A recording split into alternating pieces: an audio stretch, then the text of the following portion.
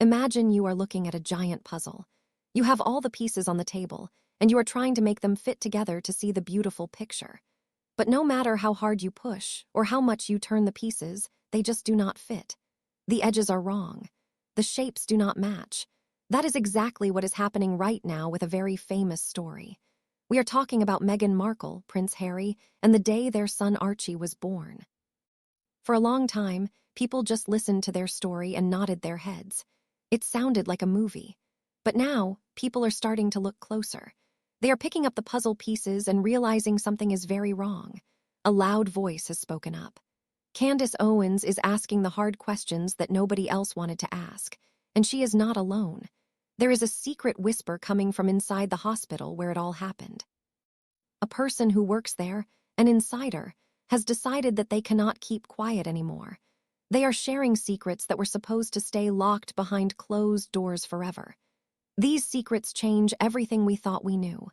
Get ready, because we are about to peel back the layers of this story, and what is underneath is not a fairy tale. It is a mystery that does not make sense. Candace Owens has just come out with a very big and brave statement. She is saying that the story Meghan told about being pregnant and giving birth does not make any sense. She believes the truth has been right in front of our faces the whole time, but we just didn't see it. But here is the surprise that changes the whole game. This is not just Candace giving her own opinion. This time, there is someone else involved. A person who works inside Portland Hospital has quietly started to talk. This hospital is the exact place where Meghan says she had her baby. This insider has shared details that were never meant to leave the hospital walls. These are secrets that tear the pretty fairy tale story apart.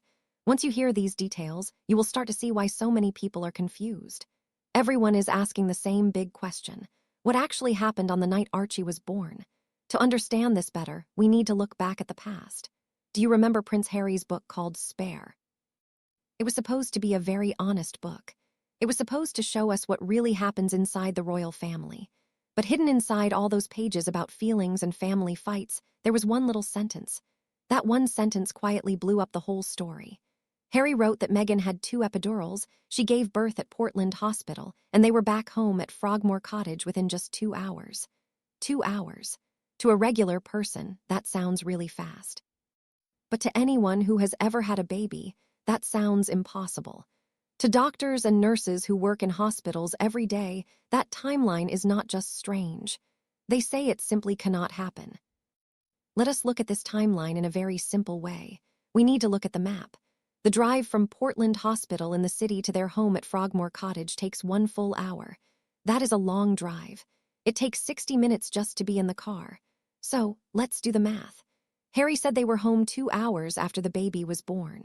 Since the drive takes 1 hour, that leaves only 1 hour for everything else.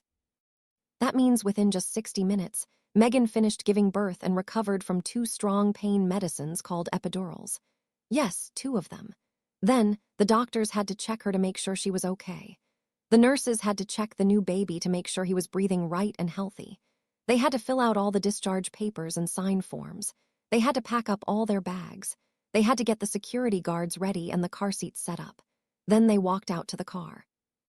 Harry says all of this happened in 1 single hour. That is not possible. It is not safe for a mom or a baby. Hospitals have rules, and this breaks all of them. No doctor would let a mom leave that fast. The part about the epidural makes the story even weirder. An epidural is a very serious medicine given to stop pain during birth. It is not like grabbing an extra snack at a party. To give an epidural, a doctor puts a tiny tube into the spine in your back. It is a big medical procedure. Once that tube is in, it stays there. It is extremely rare for a doctor to take it out and put a new one in while a mom is in labor. But Harry claims Meghan had 2 epidurals. This made doctors very confused. 2 epidurals would mean the doctor put a needle in her spine, then took it out, and then did the whole scary thing all over again. Each time you do that, you have to set up the equipment, place the needle perfectly, test it to make sure it works, and watch the patient closely. There is no world, not even for a princess, where a woman has 2 epidurals, delivers a baby, gets checked by doctors, packs her bags, and drives an hour home, all in 2 hours. This does not sound like real life. It sounds like a script written for a movie to sound exciting, but it does not match reality. The doubts got even bigger when people looked at the hospital itself. The way Harry described Portland Hospital in his book does not match what the real hospital is like. Before Meghan went there, Portland Hospital was already famous. It was known for being fancy, but mostly for being very private. But here is the truth you do not see in magazines. Portland Hospital is not built like the emergency hospitals you see on TV. It does not have a giant emergency room with ambulances rushing in. It is a special clinic. It handles specific things like taking care of moms and babies. It has nice rooms. But if something goes really wrong during a birth, the hospital has a clear rule. They move the patient to a different hospital very quickly. Now, compare that to what Harry wrote. He described a dark, quiet room with candles glowing. He talked about a birthing ball and a fancy bathtub. He described a relaxed spa feeling with very little doctor interference. This is not how that hospital handles tricky births. This is not how they handle epidurals. And this is definitely not how they handle cases where strong pain medicine is used. The insider from the hospital confirmed this. They said, "No one is left alone with that kind of medicine. There is no secret elevator. There are no back doors to escape. There are no discharges in 2 hours. And no patient who has had 2 epidurals walks out of the building like they are leaving a hotel." So we have a big problem. Meghan described a room that was dim and dark, like a yoga class. She said candles were flickering softly while the baby was coming. Harry talked about inhaling laughing gas for fun. If all that is true, then we have to ask, where were they really? Because the Portland Hospital that Harry describes is not the Portland Hospital that exists in the real world. If the timeline of 2 hours made people suspicious, the medical details made them even more suspicious. Once real doctors looked at Harry's story, something became painfully clear to them. The medical things he described do not happen in real medicine. Let's talk about the epidurals again. Harry insisted Meghan had 2. Not 1, but 2 separate ones. But epidurals do not work that way. When a woman gets one, a tiny tube called a catheter is placed carefully into her back. Once that tube is in, doctors just change the amount of medicine. They can make it stronger or weaker. They control it all from that one tube. There is no need to take it out. There is no need to do the procedure again. For Meghan to have 2 epidurals, a doctor would have to remove the first tube, start the whole thing over, put in a new tube, test it, and watch her. Doing this while a woman is about to have a baby almost never happens. It is especially rare in a private hospital where safety is the most important thing. A second epidural would only happen in a bad emergency. And emergencies mean lots of paperwork, lots of rushing nurses, and specialized staff. But Harry talks about it like he was just ordering 2 cups of tea. Then there is the story about the laughing gas. Harry tells a funny story about how he used up all the nitrous oxide. That is the laughing gas. That was meant for Meghan. He said he inhaled it all. But real hospitals do not leave tanks of gas sitting around like helium balloons at a birthday party. That gas is medicine. Hospitals keep those tanks locked up or watched by nurses. If a dad emptied the tank, it would not be a joke. It would be a very serious problem. It would break the safety rules of the hospital. But in Harry's version of the story, no nurse stopped him. No doctor told him to put it down. The scene reads like a comedy show, not like a serious birth in a strict hospital. This is where things get worrying. When a story gets basic medical facts wrong, it forces us to ask questions. We have to ask, did they just make a mistake when telling the story? Or are these mistakes clues that the story was never real to begin with? Just as the medical parts of the story start to fall apart, the royal part of the story starts to show cracks too. No family in the world follows rules like the British royal family. Everything they do is on a schedule. Everything is written down. And when a royal woman is having a baby, there is one rule that is more important than any other.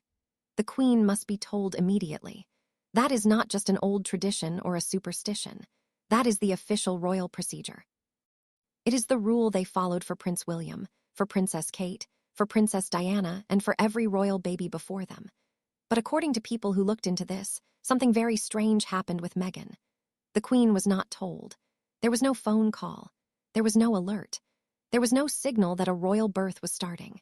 If Meghan was really at Portland Hospital, and if she really had Archie there, then someone would have had to break a rule that has existed for hundreds of years. They would have kept the queen in the dark on purpose. That makes no sense. A baby who is in line to be king or prince is not just a family member. They are a symbol of the country. Their birth is recorded very carefully. The time matters. The witnesses matter. The paperwork matters. But for Meghan's birth, everything was suddenly foggy. The dates were blurry. The details did not match. The rules vanished. When something this important goes missing, it forces one big question. Why would the royal staff ignore the rule book? They would only do that if the story they were told did not match what was really happening. And while the royal rules were being ignored, Meghan's own explanations started to change too. She did not change her story just once. She changed it 3 times. When the world asked why the newspaper reporters were not told about Archie's birth, Meghan did not give one clear answer. First, she said she didn't want to block the emergency entrance at the hospital with all the cameras. But Portland Hospital does not even have a public emergency entrance to block. Then, she changed the story. She said the press did not deserve a photo because they were being mean and racist.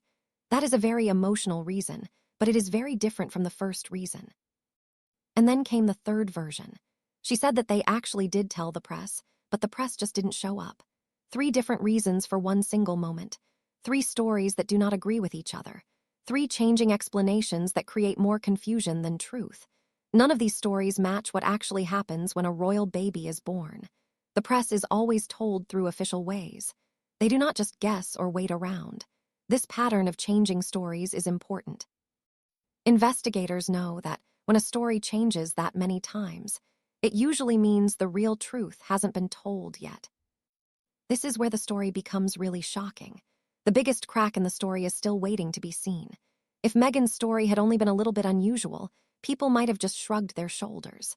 But once doctors heard she was in her late 30s when Archie was born, the whole story spun in a new direction. In medical terms, being pregnant over the age of 35 is called a geriatric pregnancy. That sounds like a mean word, but it is just a medical term. It means the pregnancy has more risks. Because of this, there is a long list of things doctors have to do. They do extra monitoring. They do more scans. They watch the mom much closer. They have strict plans for the birth. In other words, no doctor would suggest a spa-style room with candles for a mom who is older and high risk. But Harry described dim candles, a warm and cozy room, a birthing ball, and a bathtub. He described a peaceful, dreamy setting. That is the kind of room you have for a low-risk, natural birth. It is not the atmosphere chosen for a woman in her late 30s who claims to have had complications. This brings us to the most serious claim of all, the alleged preeclampsia. Preeclampsia is a very scary sickness that some pregnant women get. It is not a soft or gentle condition. It is dangerous, painful, and you cannot predict it. It can cause your organs to stop working. It can cause seizures. In very bad cases, people can die. Sources who know about real cases explained how doctors keep mothers safe. They need immediate medical help. They need to be watched constantly. They often need a special medicine called magnesium sulfate that drips into their arm. They need their blood pressure checked every hour. And there is absolutely zero chance of going home early. One hospital insider who actually gave birth at Portland shared her own story of having preeclampsia. Her blood pressure went up to a terrifying number. Doctors rushed to treat her with strong medicine. She said the medicine felt like it was burning in her veins. She was watched under bright lights, surrounded by nurses checking her every hour. She did not go home the same day. She did not light candles. She did not walk out of the hospital like she had just finished a hair appointment. Here is why that comparison matters so much. If Meghan actually had preeclampsia, everything about her timeline after the birth becomes impossible. Just weeks after Archie was born, Meghan was traveling to other countries. She was flying on airplanes for long hours. She was going to big events. She was going on vacation. She was walking on red carpets. She was flying again. She showed no signs of someone recovering from one of the most dangerous complications you can have during pregnancy. Recovery from preeclampsia requires rest. It requires a calm environment. Doctors say that high blood pressure can spike up again without warning after the baby is born. That is why new moms are kept under strict watch. Yet, Meghan's real-life schedule looked like the exact opposite of that. Once you add this to the timeline, the 2 epidurals, the weird hospital details, and the missing rules, the story begins to crumble.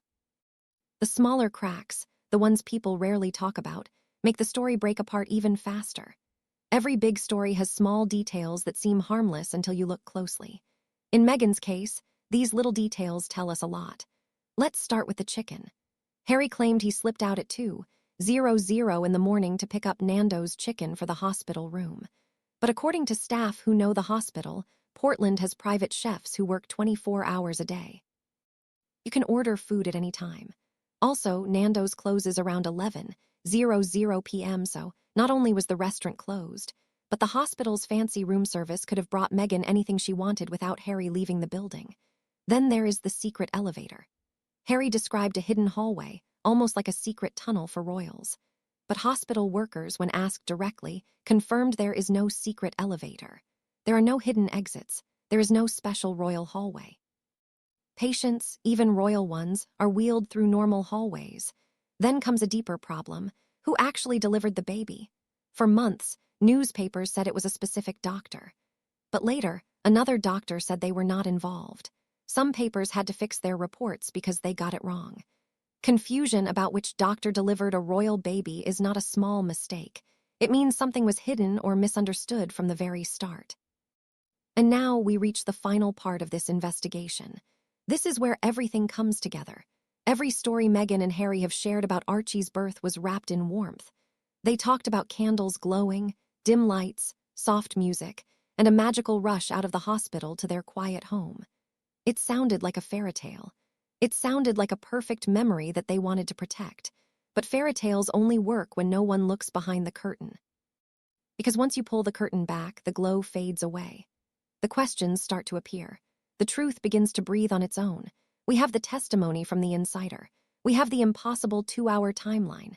We have the 2 epidurals that don't make sense. We have the laughing gas story. We have the missing royal rules. We have a luxury hospital that is not built the way they described. We have a high-risk pregnancy wrapped in a low-risk fantasy story. We have a sickness called preeclampsia that did not follow medical rules. We have the trips, the flights, and the perfect public appearances. We have secret elevators that don't exist, closed restaurants, confused doctors, and witnesses who tell a different story. All these pieces form a pattern that is too sharp to ignore. This is not just about gossip. This is not just about opinions. This is about a story that was told one way but lived a completely different way. As more details come to the surface, one truth becomes impossible to avoid. Something in Meghan's birth story does not line up. It does not make sense medically. It does not make sense logically. It does not follow the rules. It does not match history. When the cracks in a fairy tale grow this wide, the whole story begins to shake. The truth does not disappear just because you ignore it. It waits. It presses forward. And sooner or later, it demands to be seen, no matter how carefully someone tries to hide it. So, as this mystery keeps unfolding, and as insiders continue to speak quietly from the shadows, one question now echoes louder than ever. If this part of Meghan's story isn't real, what else was never meant to be discovered? The fairy tale is fading, and the truth is stepping into the light.